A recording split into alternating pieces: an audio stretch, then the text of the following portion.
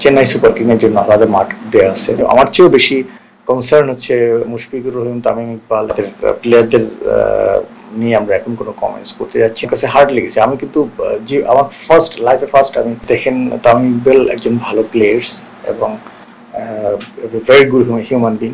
ইনশাল্লাহ আমরা আমরা চেষ্টা করব, আমরা পুরনো দলটাই ধরে রাখার চেষ্টা করব। আর বেসিক্যালি দল নিয়ে আমি আমার চেয়েও বেশি কনসার্ন হচ্ছে মুশফিকুর রহিম, তামিম ইকবাল, এরাই বেশি কনসার্ন।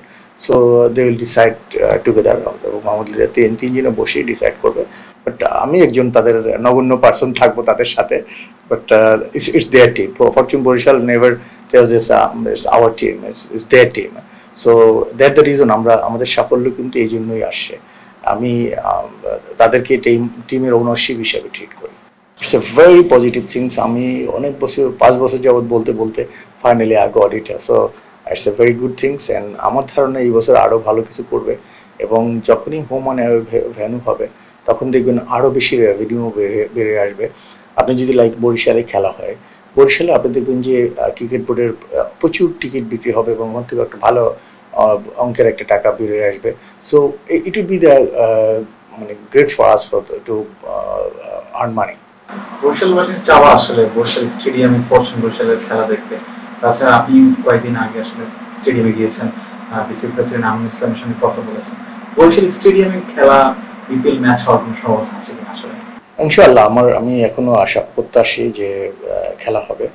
কারণ সেপ্টেম্বরে বলেছে যে এনএসির কাছে মাঠ হস্তান্তর করবে, বিসিবি টেক ওভার করবে। তো সেপ্টেম্বর থেকে December is quite long time. তখন যদি একটু ওয়ার্ক করে, ঘাস লাগিয়ে দেয়, ফ্যান্টাস্টিকলি আমরা উই ক্যান প্লে। আমার ধারণা বিপিএল এর আগে দু একটা ন্যাশনাল মানে ইন্টারন্যাশনাল অথবা এজ গ্রুপের কিছু খেলা ওখানে ফেললে দেন আমরা উইকেটটা বুঝতে পারবো, অলসো ইনফ্রাস্ট্রাকচার বুঝতে পারবো। সো আমি প্রত্যাশা করব বিসিবির কাছে যে তারা যেন এই ধরনের খেলাগুলো দেয়। আর বরিশালে অনেক বছর যাবৎ খেলা হচ্ছে না।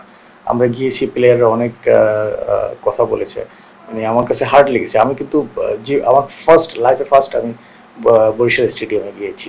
বাট মানে যখন প্লেয়ারদের কথা শুনেছি আমার কাছে খুব খারাপ লেগেছে। তো আমি আশা করি বরিশালের প্লেয়াররা যদি যেন খেলে এবং তারা যেন ওই খেলার মাধ্যমে যেন ফরচুন বরিশালেও খেলতে পারে, এটা আমার প্রত্যাশা। ইন্ডিয়াতে যাবেন, আপনি দেখবেন চেন্নাই সুপার কিং এর জন্য আলাদা মাঠ দেওয়া আছে। তারা ওই মাঠটা রক্ষণাবেক্ষণ করে এবং অত্যন্ত সুন্দর করে এটাকে ব্র্যান্ডিং করে এবং ওখানে যে ইনকামটা হয় ওই ইনকামটা কিন্তু চেন্নাই সুপার কিংস পায় 75%, 25% পায় ভারতের Indian cricket board, so BCCI. So should be like this. আমরা যদি এইভাবে করি দেখবেন যে তখন ইনভেস্টর ইনভেস্ট করবে। আমাদের যারা অ্যাড দেয় তারাও তখন আরও বেশি উৎসাহিত হবে যে আমার একটা স্টেডিয়ামে ফুললি আমাদের অ্যাডগুলো যাচ্ছে। সো আমি স্পন্সর পেতে আমার জন্য মানে খুব ভালোভাবে আমি স্পন্সর থেকে একটা ভালো অ্যামাউন্ট নিতে পারবো। So it could be the very good যদি হোম অ্যান্ড অ্যাওয়ে বেসিসে হয়। হয়েছে উনি চেষ্টা করবে বলেছেন, বাট এটা মাঠ যদি ঠিক না হয় তাহলে আসলে তো কোনো ওয়ে নেই। মাঠ ঠিক হতে হবে, মাঠ ঠিক হলে ইনশাল্লাহ খেলা হবে এবং সবাই বরিশালবাসী সবাই চায় যে খেলা হোক। এবং আমরা তো ওই দিন গিয়েছি, আমার মনে হচ্ছে সবাই খেলা দেখার জন্য উৎগ্রীব। দেখেন তামিম ইকবাল একজন ভালো প্লেয়ার্স এবং ভেরি গুড হিউম্যান বিং। আমার ধারণা যদি বিসিবিতে যায় সে ভালো করবে ইনশাল্লাহ।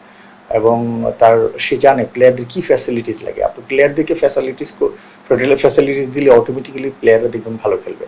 আপনি ফ্যাসিলিটিস বলতে মানে আমি টাকা দিয়েই কিন্তু ফ্যাসিলিটি না, তাদের ইনফ্রাস্ট্রাকচার দিতে হবে যে এভাবে খেলো। তাদের সব ধরনের দেখেন ইন্ডিয়ান ক্রিকেট বোর্ডে নাই এমন কোনো ফ্যাসিলিটিস নাই। আমাদের প্লেয়াররা একটু দল থেকে সরে গেলেই তারা যে পরে প্র্যাকটিস করবে, প্র্যাকটিসের জায়গাটা পর্যন্ত নেই। তো এইসব ফ্যাসিলিটিসগুলো যখন বাড়বে, বুলুল ভাইও এগুলো নিয়ে কাজ করছে। তো আমার ধারণা he will do the job also. Tamim Iqbal যদি আসে এইসব দিক দিয়ে আমার ধারণা কাজ করবে। একান্তই একেবারে ব্যক্তিগত ব্যাপার। আমাদের প্লেয়ারদের নিয়ে আমরা এখন কোনো কমেন্টস করতে যাচ্ছি না। আমরা হয়তো বা যখন হবে টাইম আসবে আমরা জানাই দেবো, অবশ্যই জানাই দেবো।